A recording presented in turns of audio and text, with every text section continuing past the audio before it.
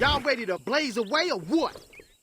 In this video, I'm kind of just going to be breaking down the trailer in slow motion and just identifying everything that I saw. The trailer first starts off with this Tekken 8 rain stage that we've been talking so much about. You then flash to what I assume is Devil Jin reaching his hand out to Jin Kazama. Maybe he's envisioning this. You have this never before seen segment where you have Jin Kazama and Kazuya Mishima fighting. What I want to point out is that Jin has this jacket on here, but here they're both shirtless. So it seems like they stitched together two separate things and they're putting it together in one. If I had to take a guess as to what this could be, maybe the opening intro for Tekken 8, but it's too early to say. 32 unique fighters. The era of the clones may be over. The leaked roster for Tekken 8 was 32 characters exactly. They have this pretty cool montage where they show every character in the order that they were pretty much revealed. And then it gets crazy. A new saga begins. You have Nina Williams and she has one Jack 8 model next to her. And then behind her is a bunch of Jack 7 models. This tells me that this Jack 8 model is more important than it seems. Nina Williams also looks beast right here. Just based off the scenery, it seems like they're walking around New York City. Then you have a segment from the story specifically where you have Claudio summoning that blue aura. He says, "Feast your eyes." You have Harang and Lars teaming up together. Harang says, "I'll come," and they both charge off. We don't see who they're fighting against. The scenery kind of looks the same as Claudio, but it's hard to say if they are actually fighting Claudio. Like, we can see some bright light here, like something's happening, something's taking place, but we can't tell exactly. What I do like about this though, it confirms that a lot of other characters will be participating in the story. You have Zhao Yu fighting a bunch of Jack 7s. Zhao Yu is kind of underestimated in her power and her potential. If she takes out an army of Jacks on her own, that's going to show her true power. And I do want to point out that she's protecting this tree. This tree has so much importance to it, and I want to dedicate a video to this. But for those of you who know a lot about the Norse mythology, the World Tree, Yggdrasil, I think this tree has a lot of ties to that, but I'll go deeper in the next video. Subscribe and stay tuned for that. We have Raven saying the iconic line, "Heihachi Mishima is dead." What I want to know, and hopefully Tekken 8 will show us, is who is he talking to? 2 times now he's reporting, but who's on the other side of the headset? Here's where things get really interesting. You have Sergei Dragunov, the White Angel of Death. Once again, notice the black background that Jin Kazama and Kazuya Mishima was fighting in. You have what appears to be a piece of his rage art. He does his iconic double hand hammer fist on Brian Fury. This in Tekken 7 was his power crush. Notice the freeze effects that we see all around the screen. As he's doing this, he's summoning the code, the winter's chill. Then we have Shahid. I shall reveal the truth. He does this really interesting thing where he slides on Law and throws him up. Once again, this is another one of his attacks that was used in Tekken 7, but now they're incorporating it into his rage art. Steve Fox is the character that people has been dying to see, and here he looks excellent. Then you have Leo. She says, "Would you spar with me?" Then we have the legendary, the ultra iconic Yoshimitsu. He jumps up in the sky, he sends out this purple shockwave, he has the moon in the background. Here he's doing his rage art on Jin Kazama, and although we can't see the complete animation of it, the end part here where he slashes through and it's an explosion, this is kind of very similar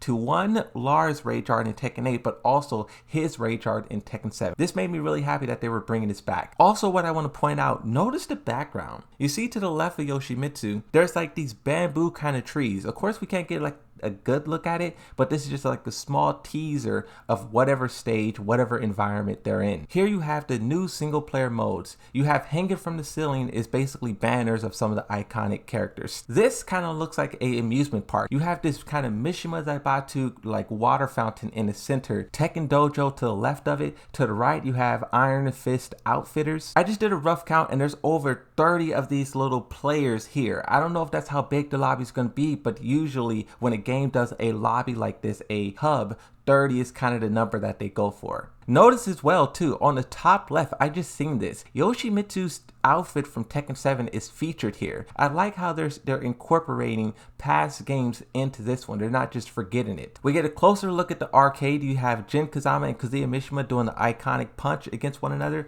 In the background, you can see what looks like slot machines, but I think these are more akin to the pachinko slot machines that we see popping up in Japan. They're very popular. Here they have a main stage. You see two people fighting. This is kind of reminiscent of the Tekken World Tour. Two people on stage going head to head, and you have a crowd of people watching. And notice on the walls they have banners for the Tekken World Tour. It seems like this stuff will be updated maybe when a DLC character comes out, maybe when this or that. Kind of the same thing with Street Fighter. This hub is very similar to Street Fighter, but I would argue this looks better. Maybe it's my bias, but I think this one just feels more alive. They also show off this character creation. Now, it doesn't look as wacky as Street Fighter 6, but it kind of reminds me of Nintendo Wii U or Nintendo Wii, where you can create your little Mii character. They look real cute. The eyes is really big. You can customize their hair and all of that stuff. There's also a dance floor of some sorts here. Maybe you will be able to hear some of the more iconic Tekken music, maybe new music. Who knows how crazy they'll get with this idea. This was really interesting. They're really tying together like the Tekken World Tour aspect. You have two commentators, and I'm guessing they're going to be commentating the matches as it goes on. We don't know just yet if Tekken will go the Street Fighter route and have like Tasty Steve's character here, and then his voice, Markman, Aris, the main man, the Moonsault Slayer. We don't know how crazy they'll get with this, but this is just what they're displaying, hinting at within this game mode. Notice the emblem on the doors, what location he is in. This is telling us a lot about the story.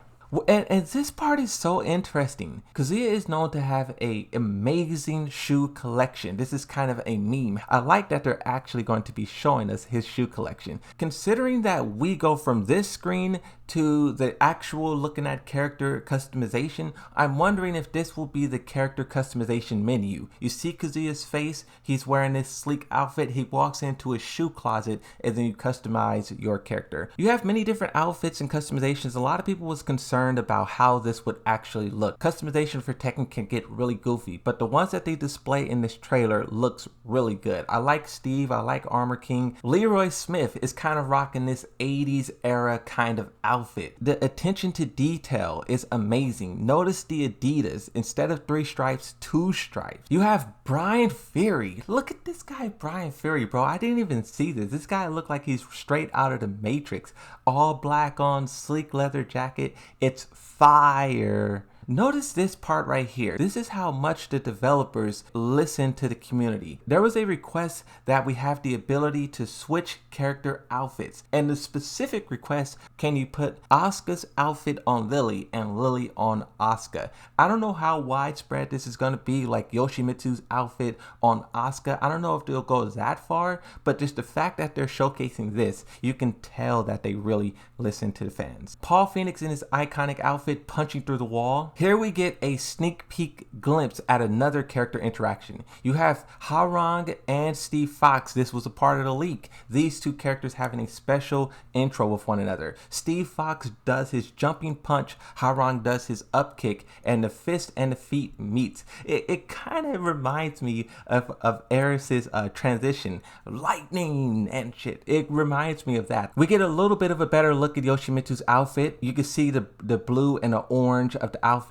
really shining through. This stage in New York City is different from the stage that we played in the closed network test. Notice that everything is destroyed. There is no barrier. I don't know if this stage is going to be exclusive to the story or if this stage is going to have like invisible walls or be it infinite. The fact that you have a different stage here, we've been shown this multiple times. I don't know. I just have so many questions here, and I just love to point out that this is different from the actual New York stage that we played in the closed network test. A lot of details in here. That's going to be it though. Thank you for watching. I'll see you in the next one. Like and subscribe, and bye bye.